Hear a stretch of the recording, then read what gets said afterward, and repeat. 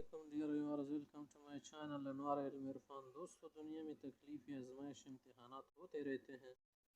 یہ دنیا ایسی نہیں ہے کہ اس میں کسی کا امتحان نہ ہو. کسی کا رزق میں، کسی کا حسن میں، کسی کا بدصورتی میں، کسی کا اہل میں، کسی کا مال میں، کسی کا اولاد میں امتحان ہوتا رہتا ہے. اور ان امتحانات میں، تکلیفات میں انسان کو بڑا دکھ ہوتا ہے اور سمجھتا ہے کہ اللہ نے بس مجھے ہی دیکھا ہے امتحان کے لیے اور مجھے ہی آزماتا رہتا ہے.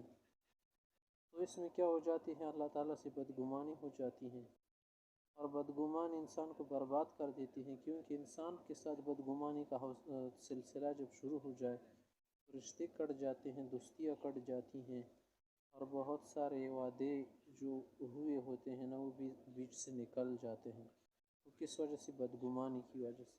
اگر اللہ سے ہم بدگمان ہو گئے کہ تو بس میری پیچھے پڑی ہوئی استغفر اللہ، ایسا خیال کرنا یہ بڑی بری بات. اس طرح کی سوچ نہیں رکھنی چاہیے، بلکہ یہ سمجھنا چاہیے کہ اس میں میرے درجات بھی بلند ہو سکتے، اس میں میرا کوئی فائدہ ہو سکتا ہے.